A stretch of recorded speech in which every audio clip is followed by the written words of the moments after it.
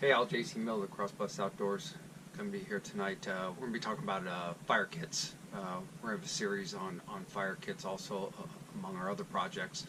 Fire is one of the top four items that you need in survival, and this fire kit that we have here, we're going to go through it, but this is our vehicle kit one, and as you see, it's quite large, it's quite extensive, and it has quite a bit of redundancy in it, and it's not only stuff that we've made, but it's also some of our production hanger 51 fire starters, our waxwood, our fat rope, but it's also a combination of some other stuff that we made, and it has a little bit of everything in it that I've learned is important to carry multiple layers of fire, just like anything you want to carry multiple layers.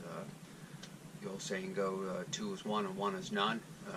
So some would go, that's a pretty extensive kit. Again, this does go in our vehicle, and all of these our bags are a little bit smaller, but they're not much smaller, but they all do carry redundancy. So let's take a look at this. Alright, so this pouch here is by 3V Gear.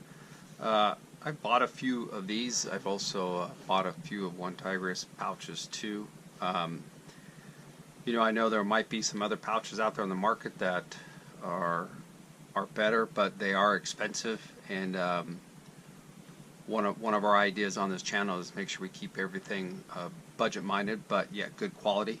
And I'm not sponsored by anybody, so all this gear that you see is stuff that we've purchased and that we use and try out.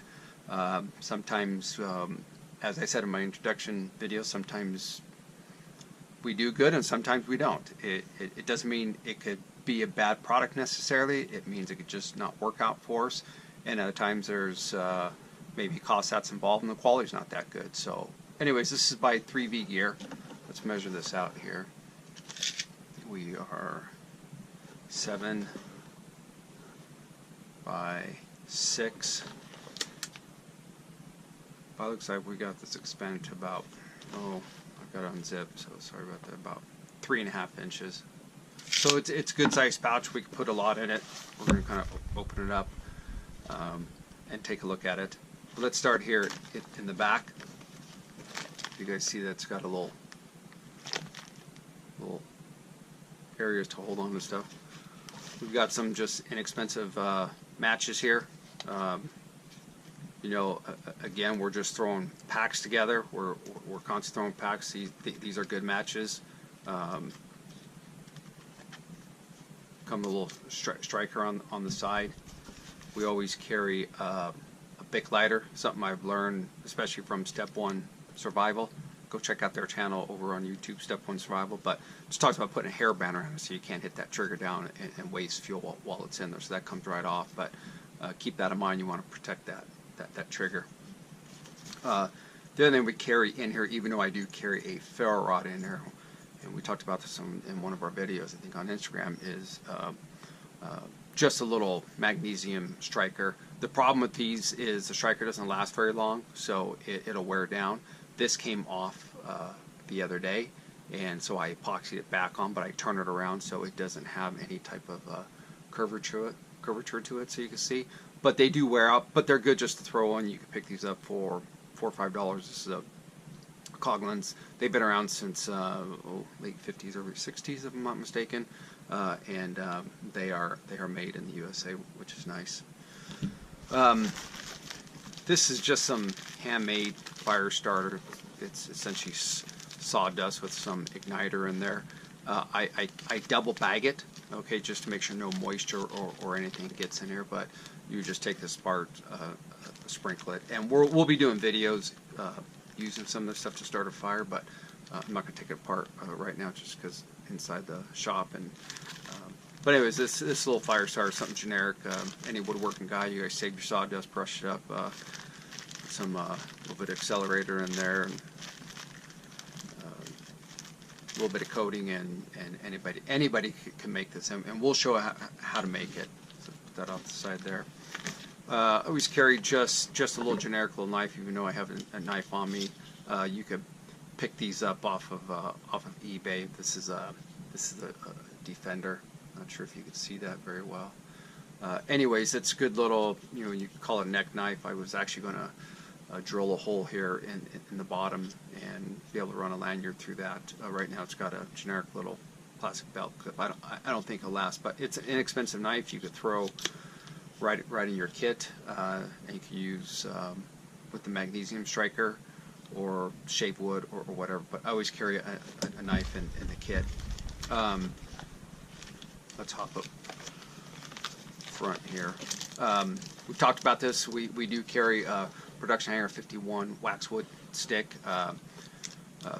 This is really a handmade fat wood. Okay, it's a stick that's impregnated with wax, gets all the oxygen taken out, so it's solid.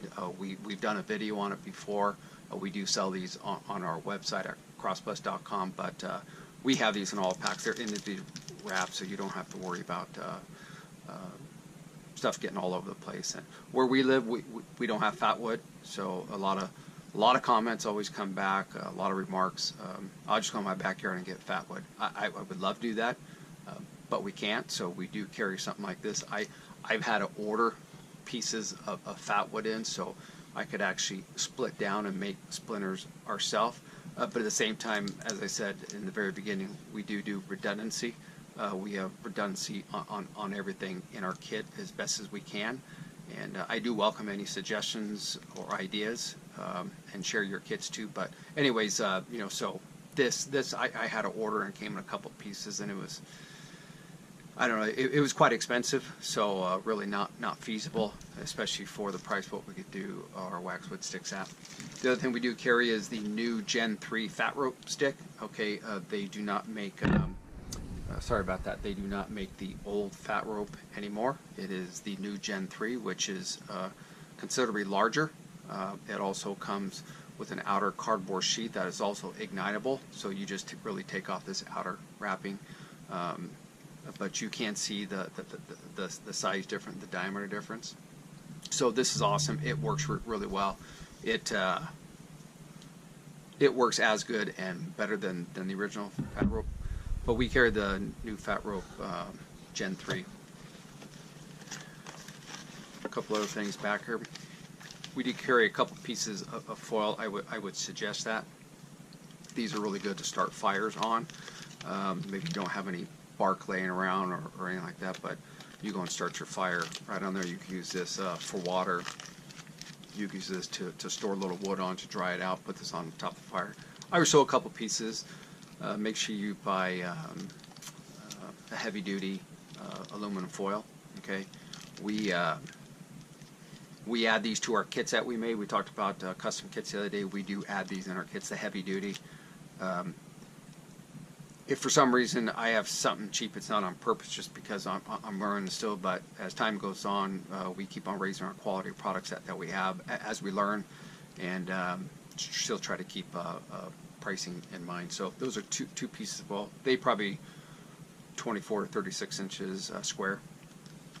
We carry some additional fire starter, and these are just little sticks. You could these are made by Coghlan. You can pick these up at Walmart or something like that, but you just shave those down and use these. Again, there's a lot of sources we don't have around here, so we need to supplement as much as we can. Plus, if we get up into wet conditions or we head up into snow country or whatever, at least we have some dry tinder with us. Okay, so I just put those. Again, these are part. We'll add these in our kits if you want, but they just come in individual little Ziploc bags. This here, I've only got one in here, but this is wet fire. It's just like a little cotton ball with Vaseline, except it's made by a manufacturer. These work really good. You just break them apart. You kind of see. You just break them apart, and they get a little fibrous. They ignite extremely easy. You don't need to use a whole one, but we only got one in here because we're always practicing with our kit and stuff like that. But again, redundancy. We have quite a bit of redundancy going on. I'm going to put this off to the side, grab the last two items, so I'm just going to put this here off to the side of this pouch. We have another little fibrous fire starter that we came up with. I've got it all taped up and sealed, so I'm not going to take it out. We will do a video on it so you can see how it ignites, but we've kind of made some of this stuff and put an igniter in there. It's a little messy. It's not really that clean, so once you get it out, you start getting it all over your hands, stuff like that. I prefer to carry fat rope that's in a package that's tight. It's not messy or anything like that. But we do make things like this. We do include them in our kit, and we'll do a video on it. I have another bag that I just thrown in there. Again, some more redundant stuff, but it just gets included in the pouch. Again, a little wet fire tinder, little fire starting tinders. These things do have a shelf life, so be careful with these. They do have a shelf life. I want to say they're good up to about a year. I'm sure they would last longer, but I would definitely rotate through them as you're practicing or you're starting fires. I would not suggest building a kit and never using it. I would suggest building the kit and using it, okay, and constantly practicing. So keep that in mind too. People go and use your kit for 3-4 years ago to use it, and stuff is expired, the matches are wet, or whatever the case is, and before you know it, you can't start a fire. So we carry 2 or 3 in our kit. I think there's 3 in this one. We also carry just there's another piece of foil in that kit. So again, I'm more than doubling up with redundancy. But I always carry several different type of matches. We do carry the Yuko match line. We carry some matches that aren't even waterproof. Long burning matches. We carry the storm-proof matches, okay, and we also carry the Titans. They not only come in these containers, but they can come in larger quantities, not capsules, but larger quantities where you can break them out into your own kit. But anyways, always carry several sources of matches. You never know when you're in need it. I always carry a Bic lighter in my pocket, so not only have a Bic lighter in the pocket, but there's a Bic lighter in this case, like I showed. Here's some jute cord, some twine. This is kind of a thick piece, but you could break this apart here. You can see break this apart, and we'll show videos on all this stuff. But you can break this apart, and you can ignite this. This is a great igniter. Hopefully you can see that. Anyways, always throw some of this in your kit. Like I see, you can break it apart and start a fire with it. We have some fire starter here. This is okay to add once you get your flame going. It doesn't ignite off of a ferro rod. Next thing I'm going to try is taking this stuff and breaking it down, crushing it, and see if it'll ignite with the ferro rod. But it will ignite with the match or a Bic lighter, but not with the ferro rod. But again, another redundant item. Carry some magnesium. I really don't use a lot of this. The problem with this is you should mix it in with other things. If not, wind comes up, whatever, and it'll blow it right off your pile. And if you do use this, you need to make sure that you have an ignition source right next to it, because once this lights, it's done and gone. But we don't use this too much. I rather use I rather have it in this form. You know, go spend $4 or $5 for a magnesium striker, and you can shave it off. You can kind of see how I've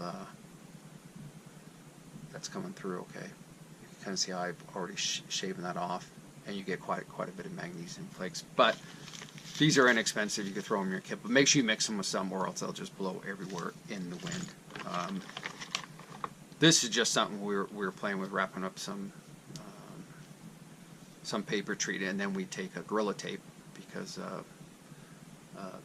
Gorilla Tape or duct tape is a good source, and it lights and it stays lit for a while. So anyways, there's kind of a little step. We're going to experiment with this. And then we always carry just little tea candles. Okay, always carry those with you. You could use these for light. You could use the wax to put on your hands if it's chapped. You can use the wax to lube things up, lube your zippers up. Use on your lips. Heat source, boil water. Granted, you'd have to build something around it, but anyways, multiple uses. Everything you carry, you want to have multiple uses. But that's our fire kit. I hope that helps. Again, learning from others and trying to include as much as we can. One thing I have learned is redundancy is extremely important. You never know when you're out there, and you may run out of something. You're caught out there for 2, 3, 4 days. You want to be able to have redundant stuff, different type of weather conditions, several days worth of it. You may start a fire and lose your fire. So this, again, this is not a big pouch to carry in your kit. And our fire kits that we carry in our bags, and ones that I build, are actually a little bit small in this, but not by much. They're still decent size. They may be 4x4.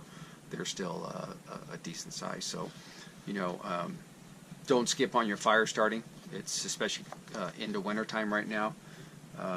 That's going to be the first thing you're going to do is go gather wood, get your sticks, get your piles situated, and if you have bad weather conditions, you're going to get your shelter built and a fire almost simultaneously. Your food and water, you're not going to need to worry about that.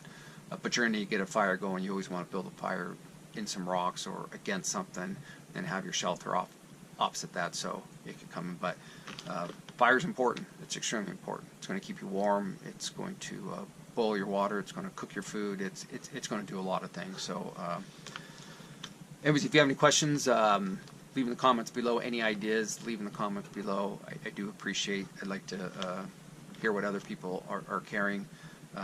Like I said, this is a niche pod of high-end fire starters that I know work for a fact, and then some homemade stuff that we're trying just to see if we can mix it up some, especially due to weight, size, bulkiness, and stuff like that. But anyways, leave your comments below. I appreciate it, and I hope this helps.